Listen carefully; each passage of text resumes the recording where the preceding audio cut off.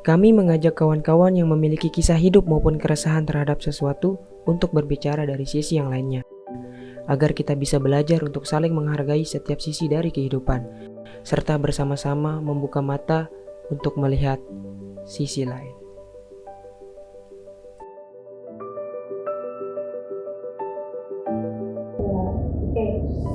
Perkenalkan, nama aku Tata. Sekarang masih menjadi mahasiswa ya. Baru menginjak sekolah 2 lah, 20 sekarang ini. Ya, begini.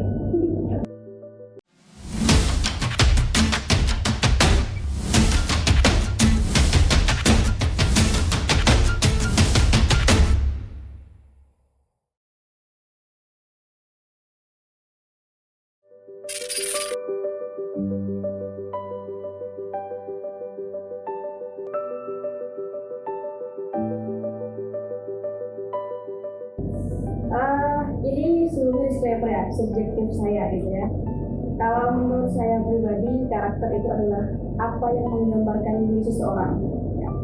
Jadi karakter itu mungkin bisa juga disebut sebagai personal brandingnya seseorang ya, karena itu akan ditunjukkan oleh orang itu pada setiap situasi yang dia lewati pastinya ya. Bukan hanya satu situasi, dua situasi, tapi semua di sisi hidupnya itu pasti dia akan tunjukkan karakter aslinya.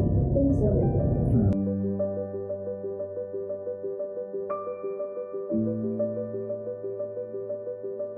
Nah, unik nih, karakter apakah dibentuk atau diwariskannya? Kalau saya sendiri pribadi tuh yakini bahwa karakter itu lahir dari background atau bahkan dari lingkungan ya. Kalau saya pribadi memang lebih ke arah dibentuk. Nah, dia mau membentuk karakternya ke arah mana sih? Ya. Apakah misalnya nih dia tinggal di lingkungan yang keras, apakah dia akan mengikuti lingkungan yang keras, atau bahkan dia mencoba melihat dari sisi lainnya.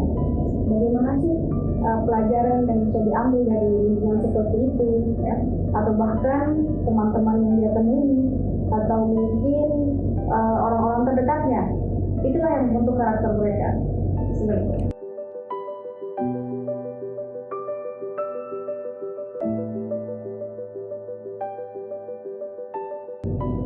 Karena tadi sebelumnya sudah dijelaskan bahwa karakter terbentuk ya oleh lingkungan, oleh teman-teman, bahkan orang terdekat.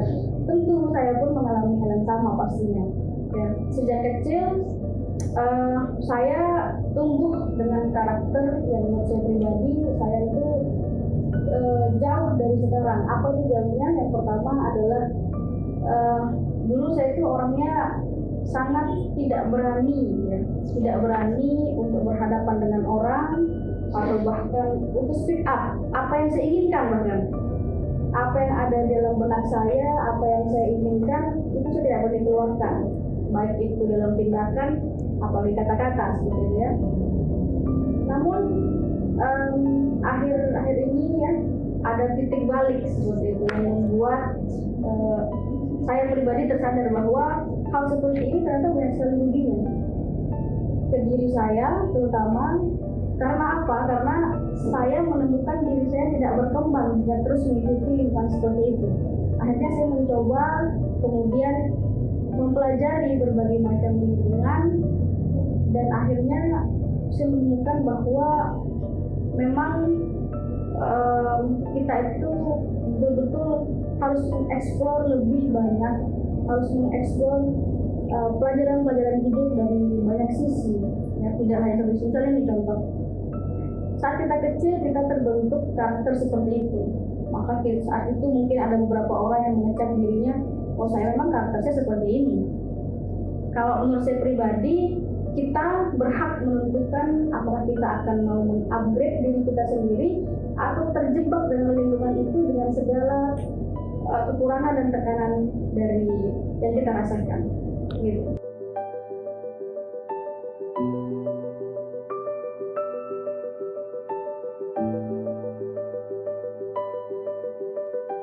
Ya, sangat setuju.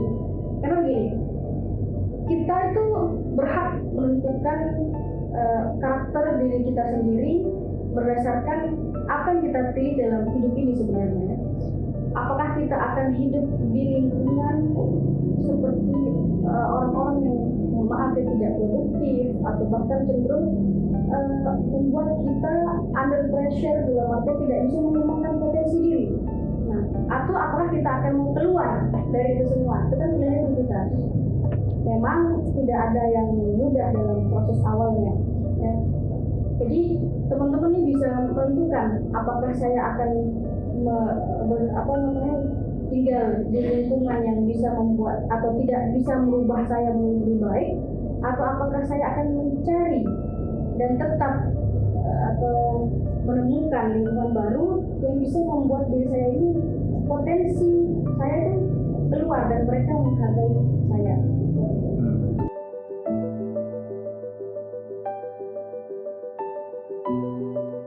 Kalau menurut saya pribadi ya, kembali ke subjektif saya, karakter seperti yang disampaikan di awal, karakter itu adalah salah satu personal branding seseorang. Jadi kalau orang itu tidak mengeluarkan personal brandingnya, bagaimana orang itu akan dikenal? Ya, bukan hanya sekedar kenal nama ya. Misalnya nih, saya dipanggil Tata ya, pasti saya noleh. Ya, cuman orang kenal Tata itu seperti apa sih? Ya, bukan hanya sekedar nama. Jadi mereka tahu, oh Tata ini seperti ini orangnya. Maka saya harus mencari dia saat seperti ini. Gitu. Jadi lebih ke arah personal branding seseorang. Yang saya ingin garisbawahi adalah jika seseorang tidak bisa menunjukkan personal brandingnya, maka siap-siap dia akan seterusnya akan menjadi seorang polos.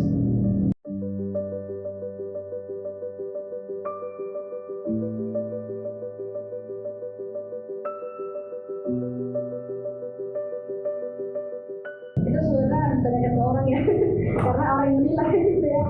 Tapi kalau boleh saya mengungkapkan diri saya gitu ya, mungkin ini akan berbeda pandangan juga dengan orang yang menilai saya gitu ya. Kalau saya pribadi menilai diri saya itu adalah orang yang sangat sangat care atau sangat peduli terhadap yang namanya details ya.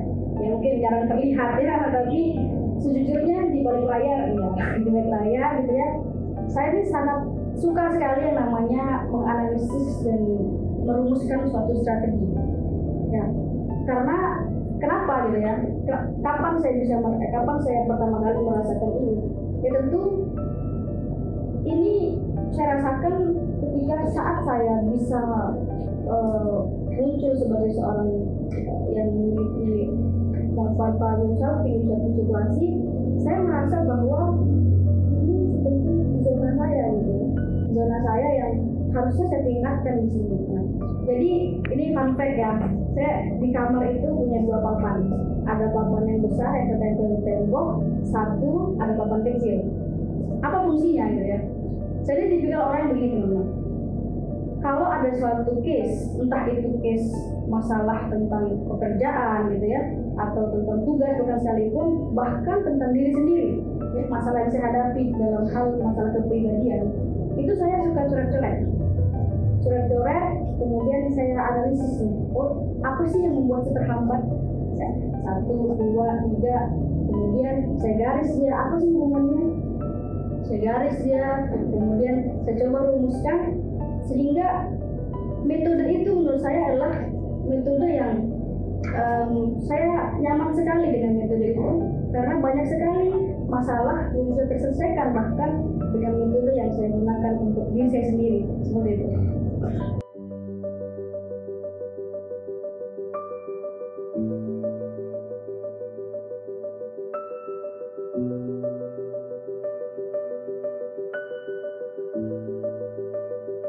Kalau orang yang kenal saya dulu itu adalah orang yang 180 derajat dari orang yang sekarang. Ya. Kenapa gitu ya? Dulu saya pernah terjebak pada satu situasi bahwa saya ini sebenarnya siapa sih gitu ya? Siapa bukan berarti dalam artian nama ya, kalau nama semua orang tahu. Cuma saya ini orangnya tuh seperti apa sih? Saya ini dikenal oleh orang itu seperti apa sih? Dan itu sempat terkubur karena ada satu hal yang saya mungkin tidak bisa keluar dari zona itu. Ya, saya pernah dulu, ini kisah saya sendiri gitu ya. Saya pernah dulu saat satu situasi ada di satu situasi di mana saya terbelenggu oleh diri saya sendiri dan ada satu istilahnya gini, saya terbelenggu oleh mindset saya sendiri bahwa saya ini orangnya tidak bisa, saya ini orang yang kurang mampu mengerjakan suatu hal, sehingga saya menyepelekan diri sendiri gitu ya.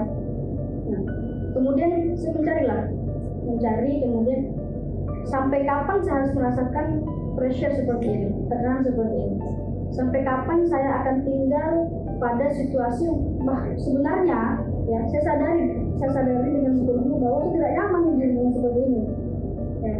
Kemudian saya mulai berpikir, awalnya nggak berpikir gitu ya, berpikir dari merasakan, berpikir bahwa apa sih yang salah dari saya ya. Karena sering pada banyak situasi saya merasa bahwa sebenarnya saya bisa loh, tapi kok saya kayak ada yang menghalangi sih gitu ya, kok apa sih yang menghalangi gitu. Jadi saya mikir, oh nggak bisa seperti ini, kalau saya seperti ini terus orang nggak akan tahu kalau kakak itu bisa ya. Akhirnya saya mencoba mendalami diri saya sendiri, saya coba mengenal diri sendiri. Memang betul kita harus mengenal diri sendiri untuk kita tahu bagaimana kita bisa bekerja dan lain sebagainya ya. Kemudian saya mendalami, saya menemukan satu sekat dalam diri saya itu ternyata terbelenggu oleh mindset dan pola pikir saya. Terus saat itu saya mencoba memberanikan diri. Ini jawabannya, memberanikan diri ya. Kalau orang mungkin bilang memberanikan diri itu hal yang sepele ya. Ya semua orang bisa membuat step pertama, tapi semua orang bisa memikirkan teorinya seperti itu, tapi dalam hal praktiknya banyak orang yang bahkan saat step pertamanya belum menjatuhkan kakinya ke tanah, dia sudah menyerah duluan. Karena tidak ada, dari situlah saya meyakini sebenarnya tidak ada step pertama yang mudah, bahkan middle itu sangat susah. Makanya saat saya memberanikan diri untuk mengambil step pertama tadi, saya percaya bahwa ini adalah jalan yang sudah Tuhan berikan, maka saya harus selesaikan. Setelah saya membuat perubahan itu, tidak sebentar tentunya, 1 tahun, 1 tahun setengah, bahkan 2 tahun, barulah kelihatan. Dan saya merasakan betul yang tadi saya katakan di awal, 180 derajat. Kenapa? Saya yang dulu dengan saya yang sekarang itu sangat kontras. Saat saya dulu masih terbelenggu, kesempatan yang bahkan ada di depan mata saya tidak bisa saya ambil, karena saya masih terbelenggu oleh pikiran saya sendiri. Tapi sekarang saat saya berani untuk keluar dari zona nyaman saya, berani membuat langkah pertama, ternyata di situ banyak kesempatan datang. Seperti itu kalau lihat dari track record seperti itu.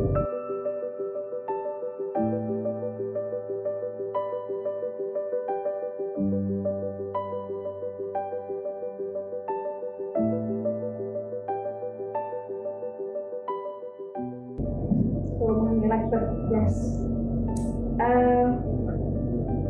Perubahan karakter ini saya bilang jahat sekali.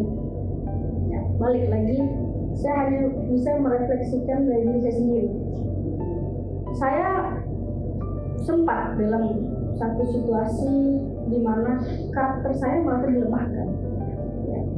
Entah mungkin itu karena balik lagi pola pikir saya terlalu dangkal, atau orang-orang sekeliling saya, lingkungan tadi ya. Orang-orang lingkungan saya saat itu pada saat yang momen itu sangat mendominasi ya, mendominasi, dan akhirnya tapi mereka mendominasi dengan cara bahwa saya yang paling benar, orang itu saat itu ya, saya yang paling benar. So dengan itu psikologi saya menjawab lagi ya, psikologi saya menjawab bahwa dia yang paling benar, apa yang saya ungkapkan pasti ini hal receh. Itu kan karakter yang dilemahkan ya.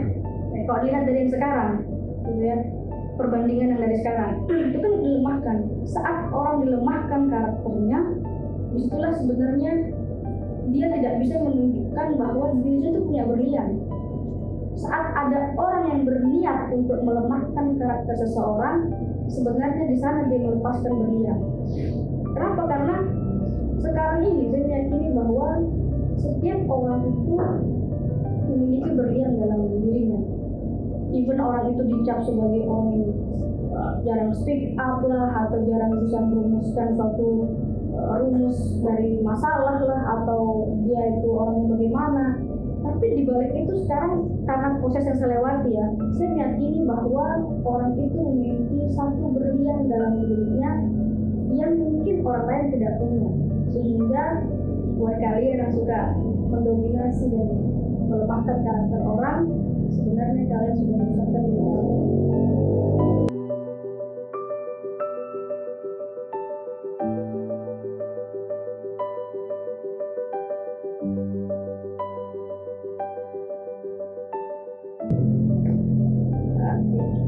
Kalau berbicara tentang orang tua, ya ada sisi yang bertolak belakang sebenarnya.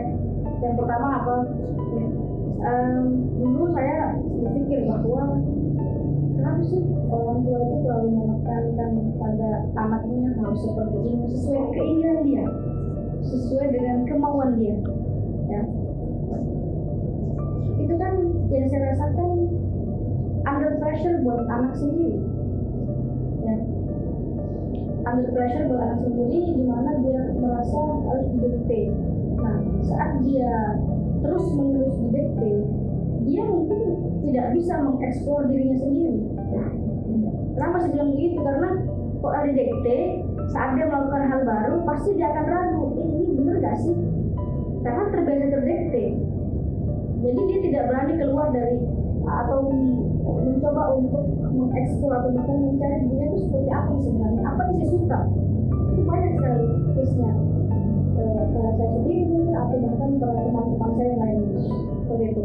Nah, tapi belakangan juga saya memahami bahwa orang tua tidak sepenuhnya salah akan hal itu. Kenapa? Karena yang pertama, mereka terbentuk oleh lingkungan seperti itu dulu. Mereka terbentuk oleh lingkungan yang mendikte mereka, yang strict banget. Mereka terbentuk oleh orang-orang terdekatnya yang seperti itu. Sehingga tidak heran kalau karakter yang terbentuk dari mereka itu adalah seperti itu.